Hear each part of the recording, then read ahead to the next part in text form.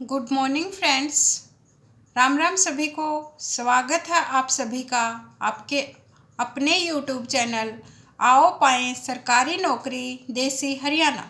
दोस्तों, मैं हूं बबीता धानिया और उम्मीद है आप सभी बिल्कुल ठीक ठाक होंगे, सुरक्षित होंगे, स्वस्थ होंगे।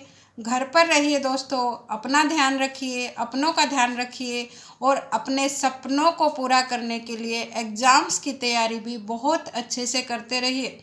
तो दोस्तों, इस चैनल पर हमारी HSSC प्रीवियस ईयर पेपर की, जिसमें हम कंप्लीट पेपर का सॉल्यूशन कर रहे हैं, ये सेकंड वीडियो है इस सीरीज की। और इसका जो सॉल्यूशन है दोस्तों, हम ओरिजिनल पेपर के माध्यम से जो HSSC की ऑफिशियल आंसर की है उसके बेस पर कर रहे हैं। और इस पेपर के हम कुछ 20 क्वेश्चन जो स्टार्टिंग के थे वो पिछले वाली वीडियो में, जो वीडियो नंबर 1 है, उसके अंदर कर चुके हैं। अगर आपने नहीं देखी है तो उस वीडियो को भी ज़रूर देखिए। उसके अंदर हमने जो एडवर्टीजमेंट नंबर 11/2019 है, उसका कैटेगरी नंबर 14 पेपर हमने उसके साथ ही सॉल्यूशन किया है। और आज हम करने वाले हैं category number 13 lower divisional clerk field cadre, जो दक्षिण हरियाणा और उत्तर हरियाणा बिजली वितरण निगम के अंतर्गत किया गया था। इवनिंग सेशन में ये एग्ज़ाम हुआ था दोस्तों, और 29 फरवरी को ये एग्ज़ाम लिया गया था 2020 में। बिल्कुल करंट वाले आपको पेपर करवाए जा रहे हैं। और इसी बेस पर दोस्तों आइए करते हैं कुछ और नेक्स्ट क्वेश्चंस। इसके अंदर जो नेक्स्ट क्वेश्चन था हमारा, क्वेश्चन नंबर 21 तक हम आ गए थे। भगवान महावीर भारत में कौन से धर्म के प्रचारक थे? तो दोस्तों, जो भगवान महावीर हैं उनको जैन धर्म के प्रचारक के रूप में जाना जाता है। भगवान महावीर कौन से धर्म से संबंधित थे? वो थे जैन धर्म से संबंधित। नेक्स्ट क्वेश्चन है फ्रेंड, भारत के प्रसिद्ध गणितज्ञों में से आर्यभट्ट का जन्म खालिस्तान में हुआ था। इंडिया जीके के क्वेश्चन है फ्रेंड्स, ध्यान से करना, बहुत बार रिपीट होते हैं क्वेश्चंस। जो भारत के प्रसिद्ध गणितज्ञ थे आर्यभट्ट, उनका जन्म बिहार में हुआ था। तो दोस्तों, कई बार तो ये पूछा जाता है कि जो आर्यभट्ट थे उनका संबंध किससे था? तो वो भारत के बहुत ही प्रसिद्ध गणितज्ञ थे और उनका जन्म बिहार में हुआ था। नेक्स्ट है फ्रेंड, 1 फरवरी 2020 की स्थिति में नीति आयोग के उपाध्यक्ष कौन हैं? तो दोस्तों, नीति आयोग की स्थापना कब हुई? 2015 में। उससे पहले नीति आयोग का सिर्फ नाम ही बदला गया है, उससे पहले इसे योजना आयोग कहते थे। और वर्तमान में जो इसके उपाध्यक्ष हैं फ्रेंड्स, वो हैं डॉक्टर राजीव कुमार। 1 फरवरी 2020 को जो ये प्रश्न पूछा गया, और वर्तमान में भी जो इसके उपाध्यक्ष हैं वो हैं डॉक्टर राजीव कुमार। और जो नीति आयोग के अध्यक्ष होते हैं वो होते हैं भारत के प्रधानमंत्री। दोस्तों ध्यान रखिए, अध्यक्ष पूछा गया है कि उपाध्यक्ष। अध्यक्ष पूछा जाए तो जो वर्तमान में भारत के प्रधानमंत्री हैं, और उपाध्यक्ष पूछा जाए तो doctor Rajiv Kumar. Next question है फ्रेंड, भारत में यारलैंग सेम्पो नदी का दूसरा नाम क्या है? देखो दोस्तों, कितना घुमा दिया गया। और यारलैंग सेम्पो नदी किस नदी को कहा जाता है? वो कहा जाता है ब्रह्मपुत्र नदी को, जो गंगा की मुख्य सहायक नदी है। यारलैंग सेम्पो ब्रह्मपुत्र नदी का ही दूसरा नाम है। नेक्स्ट क्वेश्चन है फ्रेंड्स, भारत में कर्क रेखा खालिस्तान राज्यों से गुजरती है। तो दोस्तों, जो भारत में कर्क रेखा है वो 8 राज्यों से गुजरती है। कर्क रेखा भारत के 8 राज्यों से गुजरती है। और बहुत बार किसी भी जो स्टेट है उसका नाम देकर पूछा जाता है। जैसे 4 ऑप्शन में से एक स्टेट वो दे दी गई जिसमें से कर्क रेखा गुजरती है, 3 दूसरी दे दी गई, तो पूछा जाता है कि कर्क रेखा कौन से स्टेट से होकर गुजरती है। तो इनका ध्यान रखिए फ्रेंड्स, मैं आपको सारे के 8 स्टेट बताने वाली हूँ। गुजरात, राजस्थान, मध्य प्रदेश, छत्तीसगढ़, झारखंड, पश्चिम बंगाल, त्रिपुरा और मिजोरम। फिर से बता रही हूँ फ्रेंड्स, 8 स्टेट हैं। गुजरात, राजस्थान, मध्य प्रदेश, छत्तीसगढ़, झारखंड, पश्चिम बंगाल और त्रिपुरा और मिजोरम। और दोस्तों इसके साथ साथ ये भी देखना कि 21 जून को सूर्य कर्क रेखा के बिल्कुल ऊपर होता है। इन जो स्टेट है इनके अंदर बहुत गर्मी भी होती है। 21 जून को सबसे बड़ा दिन इसीलिए कहा जाता है क्योंकि उस दिन सूर्य जो होता है कर्क रेखा के बिल्कुल ऊपर होता है। ध्यान रखना 8 स्टेट से गुजरती है, उन 8 स्टेटों के नाम याद रखना और ये भी ध्यान रखना कि सूर्य कर्क रेखा के ऊपर किस दिन होता है, वो होता है 21 जून को। नेक्स्ट क्वेश्चन है फ्रेंड, रिलायंस के स्वामित्व वाली भारत की सबसे बड़ी पेट्रोलियम रिफाइनरी कहाँ स्थित है? दोस्तों भारत की सबसे बड़ी पेट्रोलियम रिफाइनरी पूछी गई है और साथ के साथ वो रिलायंस के स्वामित्व वाली भी होनी चाहिए, तो वो है जामनगर। और जामनगर कहाँ स्थित है दोस्तों? गुजरात में स्थित है। कहाँ पर है? जामनगर, गुजरात के अंदर रिलायंस के स्वामित्व वाली भारत की सबसे बड़ी पेट्रोलियम रिफाइनरी स्थित है। नेक्स्ट क्वेश्चन है फ्रेंड, लोकसभा के सदस्य के रूप में चुने जाने की न्यूनतम आयु क्या है? तो दोस्तों आई थिंक आप सबको पता होगा, लोकसभा के सदस्य के रूप में चुना जाने के लिए क्या चाहिए उम्र? 25 साल। 30 साल चाहिए राज्यसभा के लिए, और अगर आपको गांव में सरपंच बनना है तो उसके लिए चाहिए 21 साल। ग्राम सेवक के लिए 18 साल आपकी वोट डालने की उम्र है, लेकिन आपको इलेक्शन में खड़ा होना है तो आपको 21 साल का होना चाहिए। 25 साल लोकसभा के लिए और 30 साल राज्यसभा के लिए रखे गए हैं। नेक्स्ट क्वेश्चन, वर्तमान में राज्यसभा के सदस्यों की कुल संख्या कितनी है? तो दोस्तों वर्तमान में जब ये एग्ज़ाम हुआ और वर्तमान में अब भी ये जो राज्यसभा के सदस्यों की संख्या है वो है 245, और राज्यसभा के 1/3 सदस्य हर 6 साल के बाद, उनका कार्यकाल 6 साल का होता है, हर साल 1/3 सदस्य रिटायर हो जाते हैं और उनकी जगह पर नए सदस्य आ जाते हैं।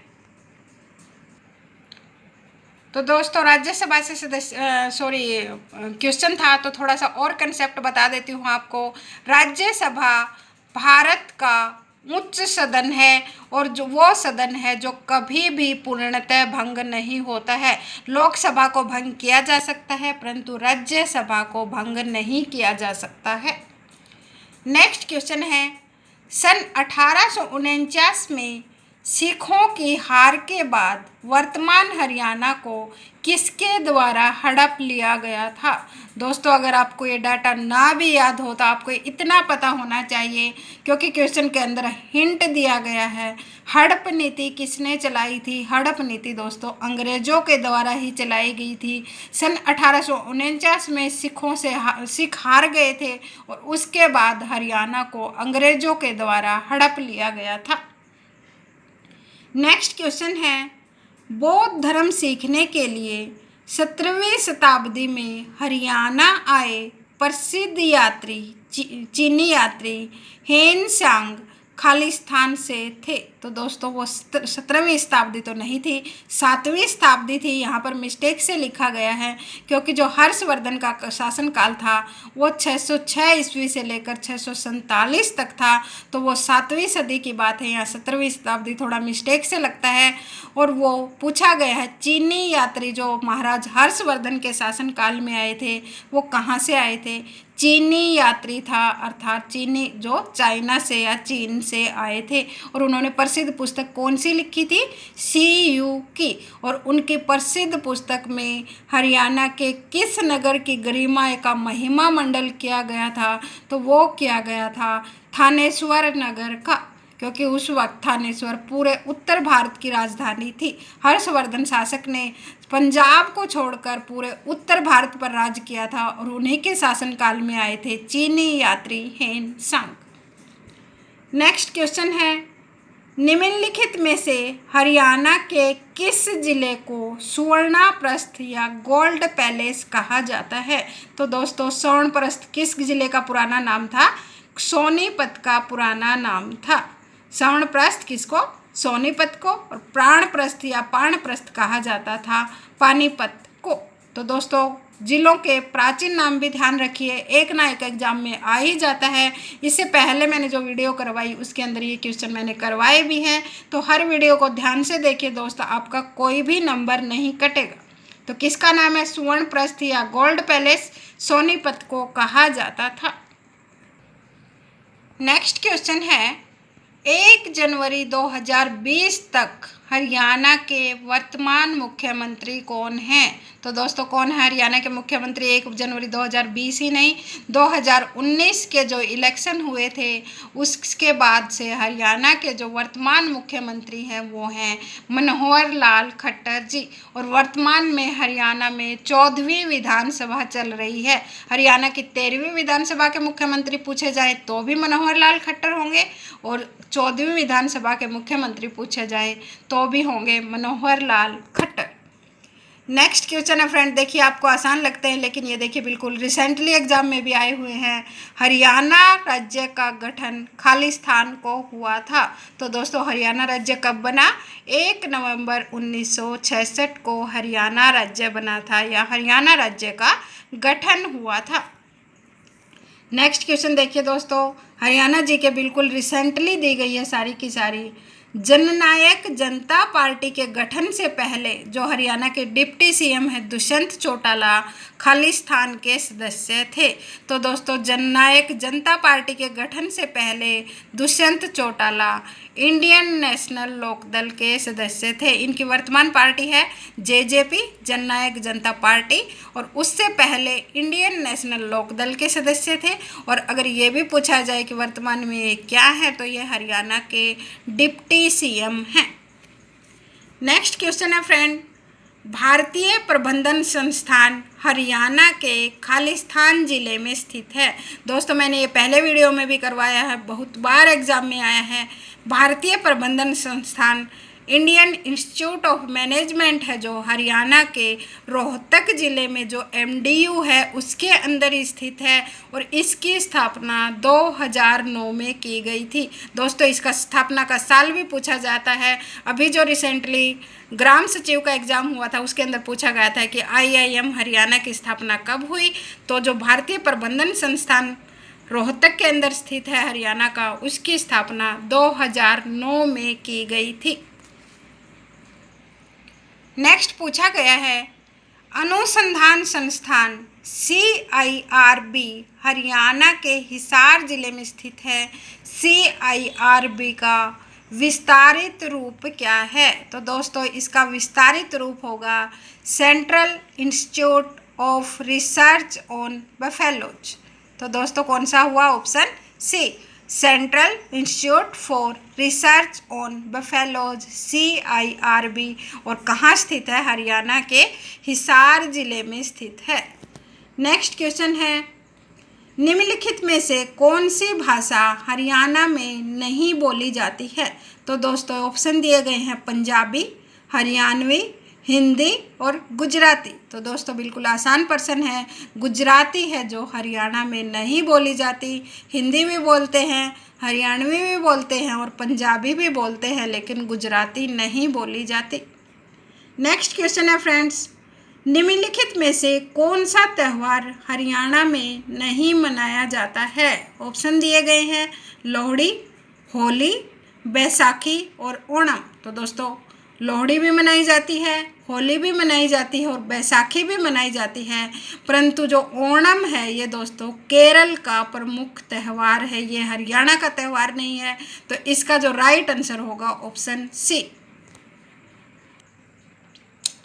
नेक्स्ट क्वेश्चन है हरियाणा की नृत्य शैली जो युवा विवाहित महिलाओं के द्वारा माथे पर पहने जाने वाले आभूषण का प्रतीक है उसे क्या कहते हैं। तो दोस्तों ऑप्शन देखिए, जो विवाहित महिलाओं के द्वारा माथे पर पहना जाता है, ऑप्शन दिए गए हैं घूमर, ऑप्शन बी झूमर, ऑप्शन सी लूर और ऑप्शन डी गुगा नृत्य। तो दोस्तों घूमर और झूमर में कंफ्यूज मत होना, जो हमारे आभूषण का नाम है वो है झूमर, जो माथे पर टिक्के के तौर पर लगाया जाता है वो झूमर होता है, जो युवा विवाहित महिलाओं के द्वारा माथे पर पहना जाता है।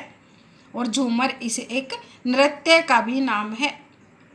नेक्स्ट क्वेश्चन पूछा गया, देखिए दोस्तों कितना घुमाया गया क्वेश्चन को। सरस्वती घाटी के कुरुक्षेत्र में 10 राजाओं के बीच लड़ा गया महायुद्ध खालिस्तान से पहले लड़ा गया था। तो दोस्तों देखना, सरस्वती घाटी पे के ऊपर लड़ा गया। सरस्वती नदी उस वक्त कुरुक्षेत्र के साथ से बहती थी। कुरुक्षेत्र में जो 10 राजाओं के बीच युद्ध लड़ा गया था वो महाभारत से पहले लड़ा गया था। देखा दोस्तों, सरस्वती घाटी के किनारे कुरुक्षेत्र में 10 राजाओं के बीच जो युद्ध लड़ा गया वो महाभारत के युद्ध से पहले लड़ा गया था। नेक्स्ट क्वेश्चन है, हरियाणा राज्य की राजधानी खालिस्तान राज्य में स्थित है। दोस्तों मेरे अकॉर्डिंग तो ये यहाँ पर आंसर गलत है, लेकिन फिर भी और कोई ऑप्शन नहीं है हमारे पास, हमें HSSC के साथ ही जाना है। Option A Uttar Pradesh, option B Rajasthan, option C Haryana, option D Punjab. वैसे तो दोस्तों कहा जाता है कि जो चंडीगढ़ है ना वो हरियाणा की है ना पंजाब की है, वो एक संघ शासित प्रदेश है वैसे तो, लेकिन यहाँ पर ऑप्शन के अकॉर्डिंग पंजाब में दिया गया है कि जो चंडीगढ़ है हरियाणा की राजधानी वो पंजाब राज्य में स्थित है और हमें HSSC के अकॉर्डिंग ही चलना है। तो आपको पंजाब पर ही क्लिक करना है, पंजाब पर ही टिक करना है। आगे भी कभी ये क्वेश्चन आ जाए तो दोस्तों कन्फ्यूज नहीं होना, हरियाणा राज्य की राजधानी चंडीगढ़ पंजाब राज्य में स्थित है। नेक्स्ट क्वेश्चन है, भारत में हरियाणा को खालिस्तान के संदर्भ में 20वें स्थान पर रखा गया है।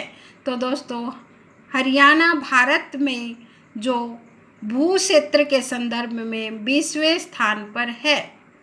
समझ आया दोस्तों, भू क्षेत्र अर्थात भौगोलिक दृष्टि के आधार पर हरियाणा भारत में 20वें स्थान पर है।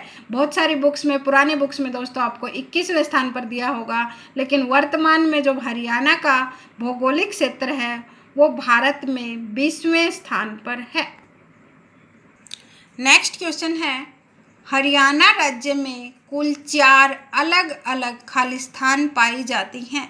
तो दोस्तों ऑप्शन के बेस पर देखिए इस क्वेश्चन को। पर्वत श्रृंखलाएं, हरियाणा में 4 पर्वत श्रृंखलाएं नहीं पाई जाती हैं। नदी प्रणाली भी 4 नहीं है और राजनीतिक डिवीजन अर्थात ये भी 4 नहीं है। मंडल पूछे गए हैं, ये भी 4 नहीं है।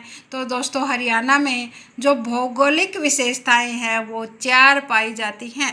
हरियाणा को भौगोलिक विशेषताओं के आधार पर 4 भागों में बांटा गया है। Option C is the right answer. Next question है फ्रेंड, हरियाणा की सबसे ऊंची पर्वत चोटी जो पंचकूला में स्थित है तथा व्यर्थ हिमालय की शिवालिक पर्वत श्रृंखला का हिस्सा है। तो दोस्तों पूछा गया है, देखो क्वेश्चन की थोड़ी डिटेल देखा करो, क्लिक करने से पहले, आप आंसर लगाने से पहले। सबसे ऊंची पर्वत चोटी पूछी गई है जो पंचकूला में स्थित है और जो व्यर्थ हिमालय की शिवालिक पर्वत श्रृंखला का हिस्सा है। तो वो दोस्तों कौन सी है? करहो चोटी। और करहो चोटी की जो ऊंचाई है वो है 1467 मीटर। बहुत बार पूछे जाते हैं कि करहो चोटी की ऊंचाई कितनी है, वो है 1467 मीटर। नेक्स्ट क्वेश्चन है फ्रेंड, दमदमा हरियाणा के खालिस्तान का नाम है। तो दोस्तों सभी को पता है दमदमा हरियाणा में क्या है? एक झील है। दमदमा झील हरियाणा के कहाँ स्थित है? गुड़गांव में स्थित है। हरियाणा की सबसे बड़ी प्राकृतिक झील है। बहुत क्वेश्चन बनते हैं दोस्तों, इसमें से कई क्वेश्चन निकल कर आते हैं। दमदमा एक झील का नाम है, गुड़गांव में स्थित है, सबसे बड़ी प्राकृतिक झील है और ये लगभग 3000 एकड़ या फिर दूसरे वर्ड्स में कहा जाए 12.14 किलोमीटर में फैली हुई है। दोस्तों जो बड़खल झील है वो कृत्रिम झील है, परंतु जो दमदमा झील है वो प्राकृतिक झील है और ये हरियाणा की सबसे बड़ी प्राकृतिक झील है। अगर इसका एरिया पूछा जाए तो 3000 एकड़ या फिर 12.14 किलोमीटर में फैली हुई है। नेक्स्ट क्वेश्चन है, हरियाणा में कुल 6 खालिस्तान डिवीज़न हैं। तो दोस्तों हरियाणा में कुल 6 प्रशासनिक डिवीज़न हैं और दोस्तों इसके साथ साथ आपको नेक्स्ट क्वेश्चन भी देखिए, फिर आपको इसकी डिटेल करवाती हूँ। हरियाणा में कुल कितने प्रशासनिक डिवीज़न है? 6 प्रशासनिक डिवीज़न है। और नेक्स्ट क्वेश्चन में ये पूछ लिया गया दोस्तों, देखिए हरियाणा का जो नूंह जिला है कौन से प्रशासनिक डिवीज़न के अंतर्गत आता है? दोस्तों ऐसे ही क्वेश्चन बनते हैं और ये आता है दोस्तों फरीदाबाद प्रशासनिक डिवीज़न के अंतर्गत। तो दोस्तों आइए अब आपको इसकी कुछ डिटेल करवाती हूँ। हरियाणा को कुल 6 प्रशासनिक डिवीजन्स में बांटा गया है, जिसकी डिटेल है, पहला करनाल मंडल, दूसरा फरीदाबाद मंडल, तीसरा अंबाला मंडल, चौथा रोहतक मंडल, 5वें नंबर पर हिसार मंडल और 6ठे नंबर पर है दोस्तों गुरुग्राम मंडल। फिर से रिपीट करती हूँ, करनाल, फरीदाबाद, अंबाला, रोहतक, हिसार। और दोस्तों इनमें आने वाले डिस्ट्रिक्ट को ज़रूर ध्यान रखिए, जैसे अभी पूछा गया है नूंह जिला ये किस में है? फरीदाबाद ज़िले में है। तो मैं आपको इन सब की डिटेल बताती हूँ, साथ के साथ नोट करते रहा करो। करनाल मंडल के अंदर जो ज़िले आते हैं वो आते हैं करनाल, कैथल और पानीपत। करनाल में करनाल, कैथल, पानीपत। फरीदाबाद में आते हैं फरीदाबाद, पलवल और नूंह। देखो अभी जो प्रश्न पूछा गया है वो नूंह जिला ही है, वो फरीदाबाद में आता है। फरीदाबाद, पलवल और नूंह जिला फरीदाबाद मंडल में। अंबाला मंडल में अंबाला, पंचकूला, यमुनानगर और कुरुक्षेत्र आते हैं। रोहतक मंडल में सर्वाधिक 5 जिले आते हैं दोस्तों, रोहतक, सोनीपत, झज्जर, भिवानी और चरखी दादरी। हिसार मंडल में आते हैं 4 जिले, हिसार, जींद, फतेहाबाद और सिरसा।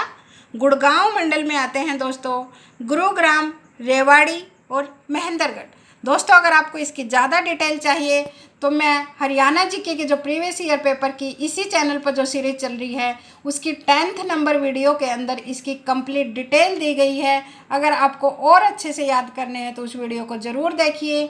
आइए करते हैं कुछ और क्वेश्चंस। नेक्स्ट क्वेश्चन है, 1 फरवरी 2020 तक हरियाणा के उच्च न्यायालय के मुख्य न्यायाधीश कौन है? तो दोस्तों इस क्वेश्चन के अकॉर्डिंग बहुत ही करंट हरियाणा जी के पूछी गई है। और वर्तमान के अंदर जो हरियाणा उच्च न्यायालय के मुख्य न्यायाधीश हैं वो हैं justice Ravishankar Jha. Option number 1 कौन है? जस्टिस रविशंकर झा 1 फरवरी 2020 तक, और वर्तमान में भी हरियाणा उच्च न्यायालय के मुख्य न्यायाधीश ये ही हैं। नेक्स्ट क्वेश्चन है, कुरुक्षेत्र को खालिस्तान से पहले श्लोक में धर्म क्षेत्र कुरुक्षेत्र के रूप में वर्णित किया गया है। तो दोस्तों कुरुक्षेत्र को महाभारत के पहले श्लोक में धर्म क्षेत्र कुरुक्षेत्र के रूप में वर्णित किया गया है। किसके पहले श्लोक में? महाभारत के पहले श्लोक में, गीता के पहले श्लोक में, सॉरी फ्रेंड्स, गीता के पहले श्लोक में। थोड़ी मिस्टेक हो गई फ्रेंड्स, ध्यान से देखना। कुरुक्षेत्र को गीता के पहले श्लोक में धर्म क्षेत्र कुरुक्षेत्र के रूप में वर्णित किया गया है। कहाँ पर फ्रेंड्स? गीता के पहले श्लोक में कुरुक्षेत्र को धर्म क्षेत्र के रूप में वर्णित किया गया है। नेक्स्ट क्वेश्चन है हमारा, निम्नलिखित में से किस जानवर को गुग्गा नवमी त्यौहार के उत्सव के रूप में पूजा जाता है? तो दोस्तों गुग्गा नवमी पर आप सभी को पता है हम किस की पूजा करते हैं, कौन से जानवर की? हम सांप की पूजा करते हैं। और गुग्गा नवमी किसकी पूजा होती है? सर्प का देवता होता है जो गुग्गा देवता होता है, और हम सांप की पूजा करते हैं गुग्गा नवमी त्यौहार को। नेक्स्ट क्वेश्चन है, हरियाणा का राज्य पुष्प क्या है? तो दोस्तों हरियाणा का जो राज्य पुष्प है वो कमल है। कौन सा है? कमल। आगे दोस्तों कुछ क्वेश्चन कंप्यूटर के आए हैं, तो आइए देखते हैं। आर्टिफिशियल इंटेलिजेंस के जनक के रूप में किसे जाना जाता है? अर्थात दोस्तों आईसी चिप का पूछा गया है। आर्टिफिशियल इंटेलिजेंस के जो जनक हैं वो हैं ऑप्शन सी, जॉन मैकार्थी। कौन है दोस्तों आईसी के जनक? आईसी चिप है जो आर्टिफिशियल इंटेलिजेंस है उसके जनक हैं जॉन मैकार्थी। नेक्स्ट क्वेश्चन देखिए फ्रेंड्स, कंप्यूटर में डीएमए का क्या अर्थ है? अर्थात फुल फॉर्म पूछी गई है फ्रेंड्स, फुल फॉर्म बहुत आ रही है एग्जाम में। और डीएमए की जो फुल फॉर्म है दोस्तों option D, direct memory access. क्या है दोस्तों? डीएमए की direct memory access. Next question है फ्रेंड्स, निम्नलिखित में से किस विकल्प का उपयोग नेटवर्क में बड़ी फाइलों को संपीड़ित करने अर्थात कंप्रेस करने और उन्हें भेजने में मदद करता है? तो दोस्तों इसमें पूछा गया है कि जो हमारे नेटवर्क पर बड़ी बड़ी फाइलें होती हैं उनको कंप्रेस करके थोड़ा छोटा करके साइज के अकॉर्डिंग उन्हें भेजने में जो मदद करता है वो कौन सा टूल होता है? वो होता है दोस्तों ऑप्शन सी, विनजिप। कौन सा होता है? Option C, WinZip. Next question है फ्रेंड, निम्नलिखित में से कौन सा एक गौण उपकरण नहीं है, या फिर इंग्लिश में कहा जाए यहाँ पर पूछा गया है नॉट ए पेरीफेरल डिवाइस। और दोस्तों गौण उपकरण या पेरीफेरल डिवाइसेज वो होती हैं जो कंप्यूटर के साथ अटैच की जाती हैं, जो कंप्यूटर के अंदर मौजूद नहीं होती, उनके साथ अटैच की जाती हैं। और जो ऑप्शन है देखिए, प्रिंटर, कीबोर्ड, माउस और सीपीयू। तो दोस्तों आपको अलग ही पता चल रहा है, प्रिंटर, कीबोर्ड और माउस हैं जो पेरिफेरल डिवाइस होती है, कंप्यूटर के साथ अटैच किए जाते हैं। लेकिन जो सीपीयू है वो कंप्यूटर का मेन पार्ट होता है। और सीपीयू की फुल फॉर्म क्या होती है? Central processing unit. बहुत बार एग्जाम में इसकी भी फुल फॉर्म आती है दोस्तों, ध्यान रखना, सेंट्रल प्रोसेसिंग यूनिट। और यही इसका राइट आंसर है। नेक्स्ट क्वेश्चन पूछा गया है फ्रेंड, निम्नलिखित में से कौन एक इम्पैक्ट प्रिंटर है? तो दोस्तों ऑप्शन दिए गए हैं laser printer, thermal printer, dot matrix printer और इंकजेट प्रिंटर। तो दोस्तों जो ऑप्शन सी है डॉट मैट्रिक्स प्रिंटर वो एक इम्पैक्ट प्रिंटर होता है। कौन सा होता है? डॉट मैट्रिक्स प्रिंटर एक इम्पैक्ट प्रिंटर होता है। नेक्स्ट क्वेश्चन है, एक ईमेल में खाली स्थान की सभी विशेषताएं होती हैं। तो दोस्तों आपको डायरेक्ट ही आंसर बता देती हूँ कि एक ईमेल के अंदर एमएस वर्ड की सभी विशेषताएं होती हैं। ऑप्शन नंबर ए, एक ईमेल के अंदर एमएस वर्ड की, माइक्रोसॉफ्ट वर्ड की सभी विशेषताएं होती हैं। नेक्स्ट क्वेश्चन पूछा गया है, एमएस वर्ड में किसी क्रिया को पूर्ववत करने के लिए शॉर्टकट क्या है? तो दोस्तों हम जो अंडू बोलते हैं उसको करने के लिए क्या होता है, जैसे हमसे कुछ गलती से कुछ डिलीट हो गया, अगर हमें उसको वापस पाना है तो हम तुरंत उसको वापस कर सकते हैं और वो शॉर्टकट की होती है Ctrl+Z। कौन सी होती है? Ctrl+Z, option number C. Next question देखिए फ्रेंड, एमएस वर्ड 2010 में अधिकतम को खाली स्थान कॉलम को इंसर्ट किया जा सकता है। तो दोस्तों मेरे अकॉर्डिंग तो देखो ये क्वेश्चन बाय मिस्टेक प्रिंट हो रखा है, क्योंकि मुझे नहीं लगता कि एमएस वर्ड के अंदर जो रो और कॉलम की बात की जाती है, रो और कॉलम दोस्तों एमएस एक्सेल के अंदर होते हैं। फिर ये भी हमें तो अपने क्वेश्चन का जवाब देना है, और इसका जो राइट आंसर है दोस्तों, मैक्सिमम जो कॉलम इंसर्ट किए जा सकते हैं वो होते हैं 63। कितने? 63, ऑप्शन सी। नेक्स्ट क्वेश्चन है, दिए गए विकल्पों में से विषम विकल्प की पहचान करें। दोस्तों ये रीजनिंग का क्वेश्चन आया है। ऑप्शन दिए गए हैं बर्फ, पानी, रस और पेट्रोल। तो दोस्तों देखिए, पानी, रस और पेट्रोल सारे के सारे लिक्विड होते हैं, परंतु बर्फ़ है वो ठोस रूप में होती है। तो इसका जो राइट आंसर है वो होगा ऑप्शन ए, बर्फ। नेक्स्ट क्वेश्चन देखिए फ्रेंड, मिलान करने के लिए दिया गया है, जैसे टीचर के साथ चौक का रिलेशन होता है वैसे ही पूछा गया कि डॉक्टर का रिलेशन किससे होता है। तो दोस्तों टीचर किसका यूज करता है? चौक का, ब्लैक बोर्ड पर लिखने के लिए। तो डॉक्टर किसका यूज करता है? ऑप्शन नंबर सी है, स्टेथोस्कोप। जो डॉक्टर के गले में लटका हुआ आपने देखा हो, जिससे वो धड़कन सुनते हैं, वो होता है दोस्तों स्टेथोस्कोप। इसका राइट आंसर होगा ऑप्शन सी। दोस्तों इसके अंदर से हम कुछ क्वेश्चन छोड़ रहे हैं क्योंकि वो थोड़े प्रैक्टिकल टाइप क्वेश्चन है। वैसे तो अब मैथ भी और रीजनिंग भी बहुत ही आसान आया हुआ है, लेकिन जब कोरोना ख़त्म हो जाएगा तब आपकी जो लाइव क्लासेज होंगी उसके अंदर उनको भी कवर किया जाएगा। तो आइए देखते हैं कुछ और क्वेश्चंस। अब कुछ साइंस के क्वेश्चन हैं। पहला क्वेश्चन पूछा गया है, कैंडेला किसकी इकाई है? तो दोस्तों साइंस के अंदर ये क्वेश्चन बहुत बार रिपीट हुआ है। कैंडेला जो होती है प्रकाश की तीव्रता की इकाई होती है। किसकी इकाई है दोस्तों? कैंडेला प्रकाश की तीव्रता की इकाई है। नेक्स्ट क्वेश्चन देखिए, किसी निकाय द्वारा अपनी स्थिति के कारण अधीन ऊर्जा को खालिस्तान कहा जाता है।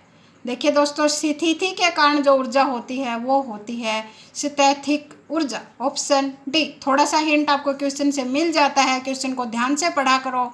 इसके अंदर देखिए जैसे पूछा गया है कि किसी निकाय द्वारा अपनी स्थिति के कारण जो अधीन ऊर्जा होती है उसको क्या कहा जाता है? स्थैतिक ऊर्जा। नेक्स्ट क्वेश्चन देखिए फ्रेंड, कार्बन के कई यौगिक का नाम IUPAC शब्दावली के आधार पर रखा गया है। और दोस्तों यहाँ पर IUPAC का डिटेल या विस्तारित रूप पूछा गया है। तो दोस्तों इसका राइट आंसर है international union of pure and applied chemistry. International union of pure and applied chemistry, option number B. ध्यान रखिए दोस्तों, आई से इंटरनेशनल, यू से union, of pure and applied chemistry, option number B. Next question देखिए friend, इसमें पूछा गया है निम्नलिखित में से किस अणु में परमाणुओं की संख्या सबसे कम है? तो दोस्तों ऑप्शन दिए गए हैं मीथेन, हाइड्रोक्लोरिक एसिड, पानी और सल्फ्यूरिक एसिड। तो दोस्तों हाइड्रोक्लोरिक एसिड के अंदर अणु में जो हाइड्रोक्लोरिक एसिड अणु है उसमें परमाणुओं की संख्या सबसे कम होती है। किसमें? Hydrochloric acid, option number B में परमाणुओं की जो संख्या है सबसे कम होती है। नेक्स्ट क्वेश्चन देखिए फ्रेंड्स, परागण किसमें होता है? तो दोस्तों परागण आपने बहुत बार सुना होगा। परागण किसमें होता है? ऑप्शन सी, फूलों में होता है। फूलों, पराग आपने सुना होगा। परागण जो होता है वो फूलों में होता है। और लास्ट क्वेश्चन है दोस्तों आज की वीडियो का हमारा, मलेरिया एक जानलेवा बीमारी है तथा यह आमतौर पर संक्रमित खालिस्तान के माध्यम से फैलता है। तो दोस्तों जो मलेरिया होता है वो आप सभी को पता है मच्छरों के माध्यम से फैलता है। तो दोस्तों आज के लिए इतना ही। उम्मीद है आपको हमारी वीडियो पसंद आई होगी। तब तक हमारी वीडियो पसंद आई हो तो like, share and subscribe our channel. मिलते हैं नेक्स्ट वीडियो में। तब तक अपनी तैयारी बहुत अच्छे से करते रहिए। Good bye.